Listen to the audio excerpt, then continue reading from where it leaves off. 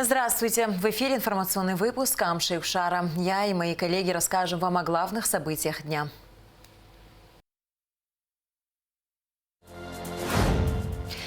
Открытый разговор Аслан Бжани обсудил с представителями научной и творческой интеллигенции ситуацию в научных, образовательных и культурных учреждениях страны. Дорожка в финал. Абхазские школьники с хорошими результатами вернулись из Москвы, где принимали участие в известной российской телеолимпиаде «Умники и умницы». Чистота – залог здоровья. В Абхазии стартовал новый проект детского фонда ЮНИСЕФ.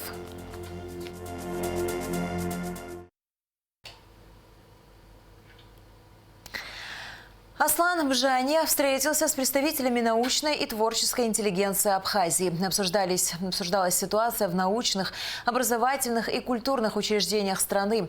Представители интеллигенции рассказали главе государства о проблемах, с которыми сталкиваются в работе. Поделились видением их решения и планами. Репортаж со встречи Аслана Бжани с представителями научной и творческой интеллигенции смотрите в нашей программе после выпуска новостей.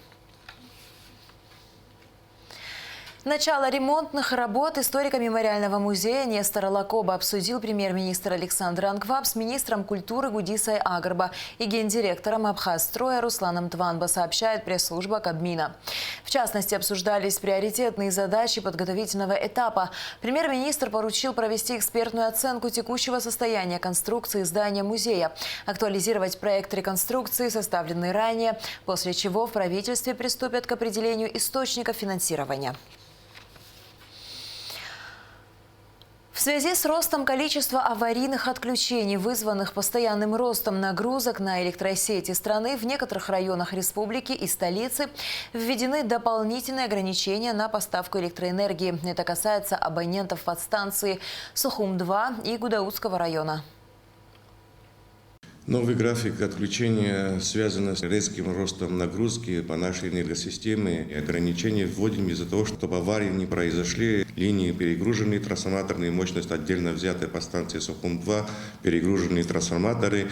Нагрузки не здесь в связи с естественным ростом нагрузок и присутствуют еще дополнительные нагрузки. То, что мы злосчастные, что говорим, майнеры подключенные, практически с каждым днем добавляется нагрузка, и также в связи с похолоданием и естественный рост тоже присутствует. И в некоторых местах в сутки 3 раза отключаем, на подстанции Сухум-2 попало в 4 раза.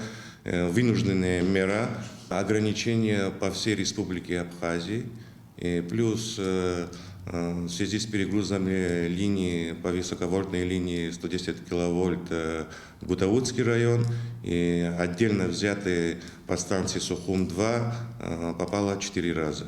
Если мы не будем ограничивать, то может произойти авария на подстанции, трансформатор может выйти из строя. По перетоку занимается кабинет министров, вице-премьер министра экономики Кристина Константиновна. В данный момент она находится в Москве на переговорах. Вопрос решается о перетоке, как переток нам осуществят с российской стороны. По линиям 110 киловольт и 220 киловольт не будет ограничения, только подстанционные. Подстанционные ограничения остаются из-за того, что трансформаторы перегруженные не могут нести ту нагрузку, которая сегодня есть по нашей сети. Для подстанции Сухум-2 с 23 ноября действует следующий график отключений по 4 часа в сутки. С 7 утра до 8 утра, с 11 до 12 часов, с 15 до 16 часов, с 19 до 20 часов распределительные сети Ачадара, Мелькомбинат, Сельхоз. С 8 утра до 9 часов, с 12 до 13 часов, с 16 до 17 часов, с 20 до 21 часа распределительные сети Эшба, Таксопарк, Новый район 4, Новый район 3. С 9 до 10 утра, с 13 до 14 часов, с 17 до 18 часов, с 21 часа до 22 часов распределительные сети Новый район 1, Аквафон, Погрануправление, газовая аппаратура. С 10 до 11 утра, с 14 до 15 часов, с 18 до 19, с 22 до 23 часов распределительные сети Массив, Маяк 3, Маяк 2. С 7 утра до 8 утра ПС Очимчира-Тяга, Холодная речка, Цандрыпш-Тяга, Гечрыпш, Мцара, Дурипш, Гудаута-Тяга. С 8 до 9 утра ПС Варча, Мук, Кочара, Бзып, Аллахадзе, Гудаута-110. С 9 до 10 утра ПС Агудзера, Мысра, Мысра-Тяга, Лыхна. С 10 до 11 ПС Баслат, Адзюбжа, Афон, Сухум 220, Афон. С 11 до 12 Синоп, Творчал-Грэс. С 13 до 14 часов Иепит, Гудаута 110. С 14 до 15 часов Иепит, Пицунда. С 15 до 16 часов Дранда, Гагра 3, Афон. С 16 до 17 часов Очимчира 2, Гагра 1, Гагра 2. С 17 до 18 часов Баслат, Уарча, Ткварчал-Грэс, Бзып, Холодная речка, Цандрыпш-Тяга, Гечрыпш, Баргяб, Отобая. С 18 до 19 часов Синоп, Гудаута 110, Мысра, Мысра-Тяга, Лыхны, Гал 35. С 19 до 20 часов Иепит, Пицунда, Мцара, Дурипш, Гудаута-Тяга, Переброска. С 20 до 21 часа Агудзера, Афон, Аллахадзе, Рухский карьер, ГЭС-1, 35, Сухум 220. С 21 до 22 часов Дранда, Адзюбжа, Сухум-1, Гал-110. С 23 до 24 часов Очимчира-Тяга, Очимчира-2, Гагра-1, Гагра-2, Гагра-3, Чигал.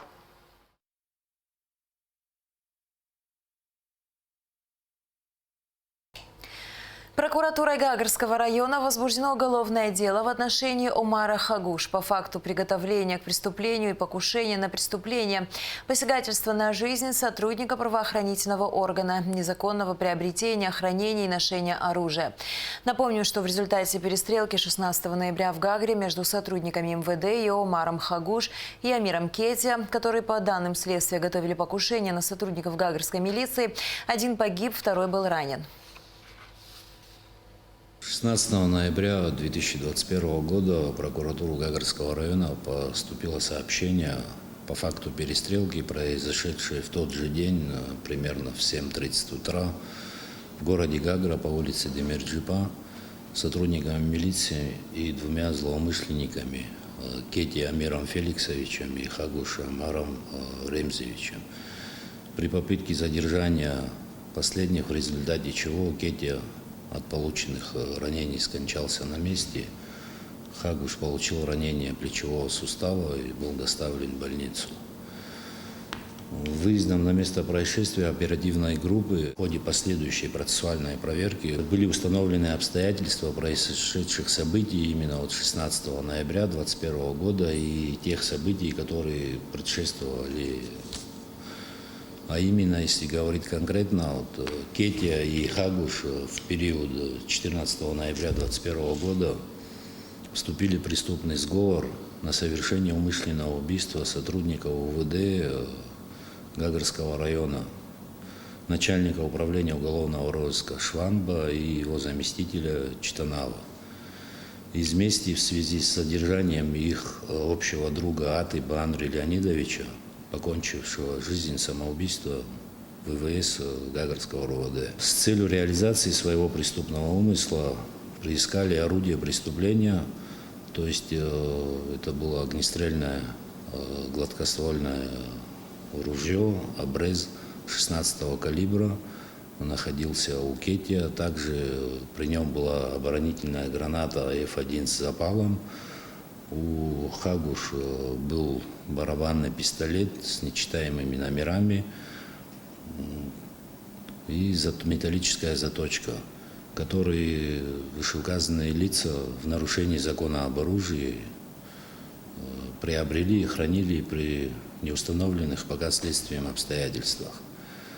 16 ноября 2021 года примерно в 6:40 из поселка Бзыпта Гагарского района на маршрутном такси вышеуказанные лица выехали с целью совершения убийства Читанава по месту его проживания, заранее распределив свои преступные роли между собой.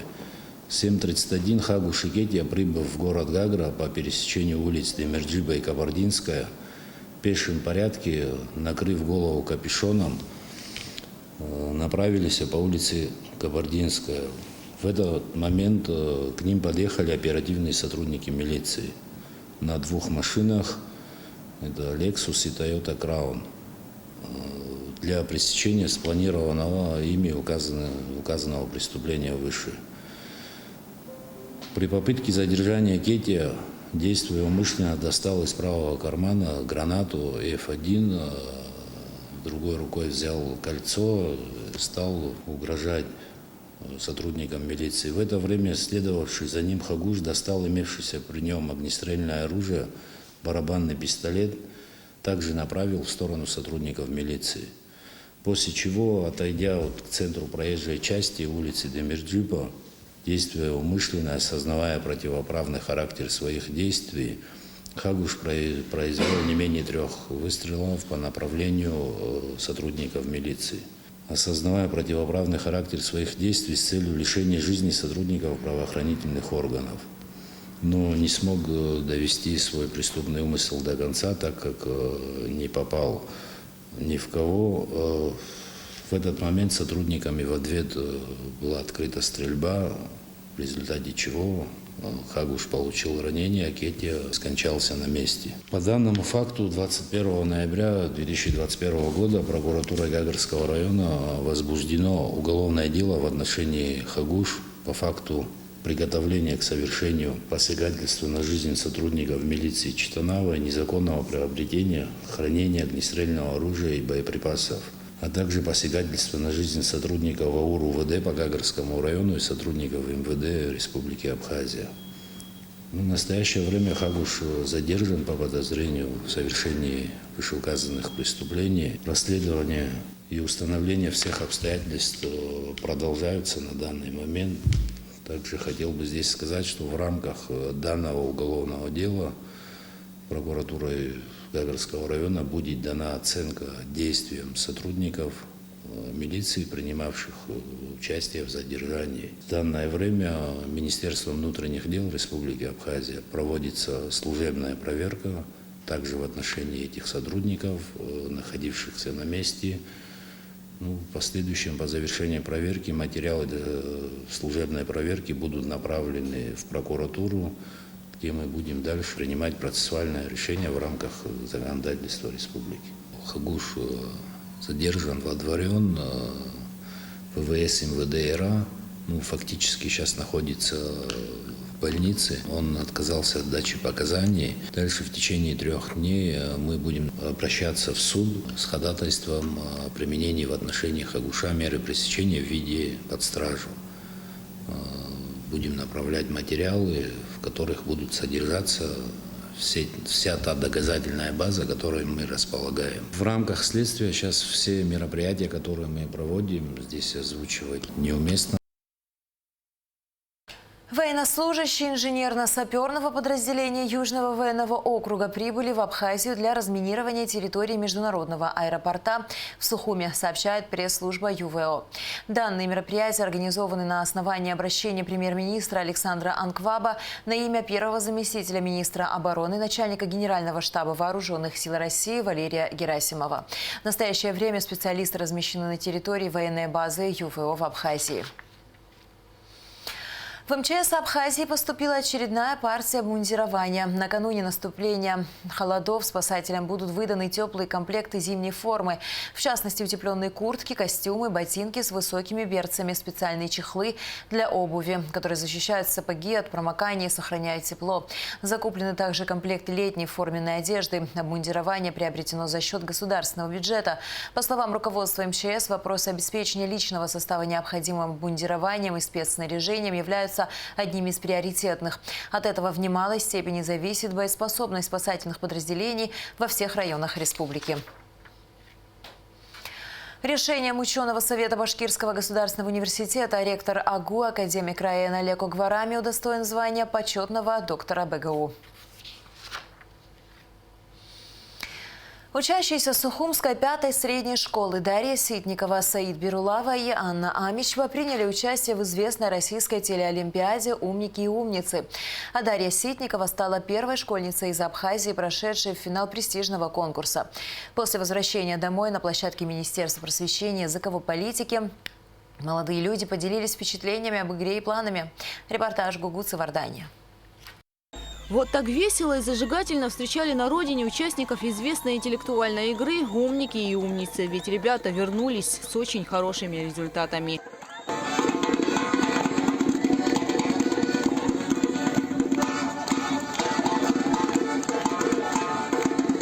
Дарья Ситникова, Саид Бирулава и Анна Амичева в минувшие выходные отвечали на сложные вопросы из истории, а также проявляли свое красноречие на площадке телевизионной олимпиады «Умницы и умники». Всего в интеллектуальной игре 3 дорожки, отличающиеся количеством вопросов и правилами. Красная – это 2 вопроса без права на ошибку. Желтая – 3 шага и возможность ошибиться 1 раз. Зеленая – 4 шага и 2 шанса на ошибку. Дарья Ситникова выбрала красную и, ответив на сложнейшие вопросы, прошла в полуфинал игры. Кроме того, она получила высший балл в конкурсе красноречия.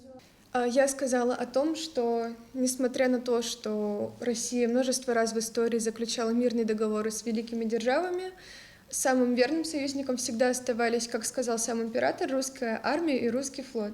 И в пример к этому я привела подвиги великого адмирала российского флота, адмирала Ушакова, да, который как бы рисковал своей жизнью, который множество раз доказывал свою верность, свою преданность своей родине.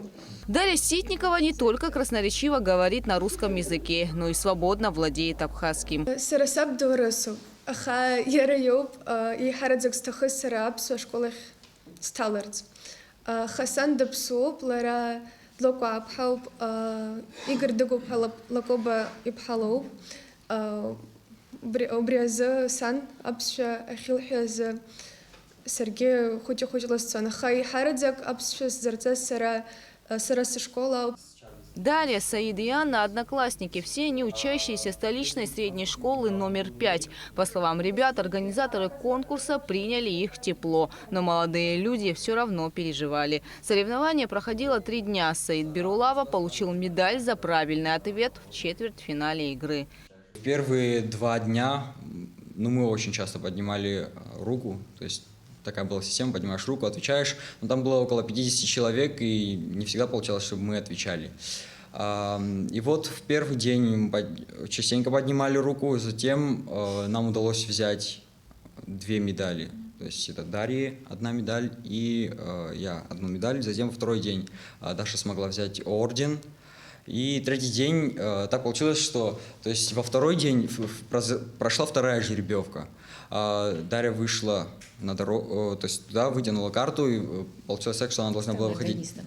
Да, стала агонистом.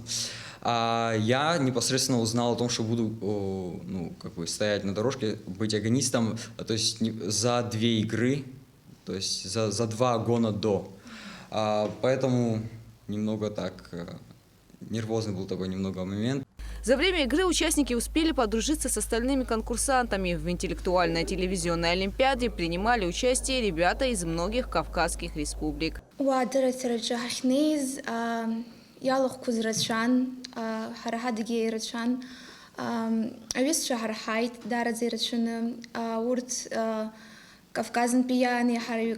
Дагестан, Кабардино-Балкария, Яроубаске, Осетия.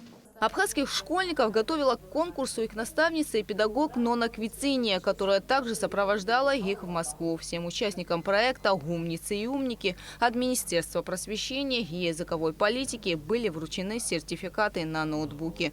Гугуца Вардания, Тимур Гогохия, Абхазское телевидение. В январе в Абхазии стартовал новый проект в области водоснабжения, санитарии и гигиены. Программа осуществляется при поддержке детского фонда ЮНИСЕФ. В ее рамках предусмотрено налаживание водоснабжения и ремонт санузлов в школах республики. Программа охватывает 24 школы в разных районах. В 11 из них работы уже завершены. Доступ к чистой воде, санитарии и гигиене – базовая потребность для учащихся и учителей. Программа ЮНИСЕФ охватывает 24 школы во всех районах Абхазии. Одна из них – средняя школа в селе Бароох. Ремонтные работы здесь уже завершены. Проведено водоснабжение, построен санузел во дворе. Мы после карантина вышли, были 3 недели на карантине. И вот нас ожидал приятный сюрприз. Все, наконец, закончилась стройка. В принципе, они оперативно все сработали. Не знаю. Все хорошо, все, я считаю, что на высшем уровне. Дети будут довольны, думаю, что и родители. И для села вообще школа, она играет очень важную роль. Нужно, конечно, улучшить условия учебы детей. Больше половины дня дети проводят в школе, и чтобы условия были нормальные. Все объекты, построенные в рамках программы, соответствуют международным стандартам качества. Отдельное внимание уделяется доступности санузлов для людей с ограниченными возможностями. На данный момент проект в области водоснабжения, санитарии и гигиены завершен уже в 11 школах. Программа была начата в 2020 году, и она фокусируется в первую очередь на улучшении санитарно-гигиенических условий в школах. Основным донором данной программы является Швейцарское агентство международного развития. В первую очередь это делается для того, чтобы предотвратить распространение опасных инфекционных заболеваний, в том числе COVID-19. Вторая причина – это обеспечение безопасных условий для детей в школах, и чтобы у них был доступ к чистому и безопасному санузлу. Это крайне важно. В 13 школах ремонтные работы продолжаются. Их планируют завершить до конца года. В Дранской школе уже проложены трубы и проведен водопровод. Санузел перенесен с улицы внутрь здания школы. К инициативе присоединилась и местная администрация. В частности, силами района во дворе школы пробурили скважину. Наша школа благодарит за предоставленные комфортные условия, что внутри школы это будет находиться. Спасибо огромной организации, которая принимает участие в этой работе. Навыки гигиены необходимо прививать с детства. Так, для формирования и закрепления этих знаний Очимчирский дом юношества при поддержке ЮНИСЕФ провел сессии с учащимися 75 школ. ЮНИСЕФ также передал образовательным учреждениям информационные материалы с описанием базовых правил гигиены. Кроме того, были подготовлены обучающие видеоролики. Доступ детей к чистым санитарным условиям в туалетах школьных и к чистой воде имеют прямую связь с лучшей успеваемостью детей в школах. После того, как ремонтные работы будут окончены и сданы, это уже будет полная ответственность руководства школ поддерживать чистоту в этих туалетах и, как мы надеемся, продолжать также сессии по гигиене для детей. Основными партнерами ЮНИСЕФ в рамках программы являются Движение против голода, Амра-2014 и Очимчирский дом юношества. Эсма Гуланзе, Михаил Братухин, Абхазское телевидение. В среду 24 ноября состоится внеочередное заседание сессии Народного собрания. Об этом сообщает пресс-служба парламента. Начало заседания в 11 часов. Дирекция Рицинского реликтового национального парка информирует о том, что в целях обеспечения охраны лососевых рыб в период нереста до 31 декабря 2021 года установлен запрет на любительский лов рыбы в реках парка. Также на территории парка запрещена любая деятельность, в том числе и охота, которая может нанести ущерб растительному и животному миру. И в завершении выпуска о погоде.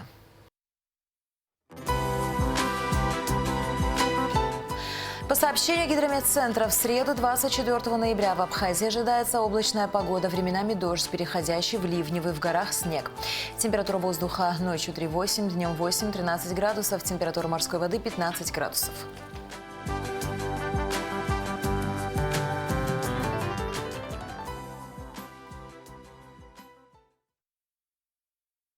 На этом наш выпуск завершен. До скорых встреч в эфире.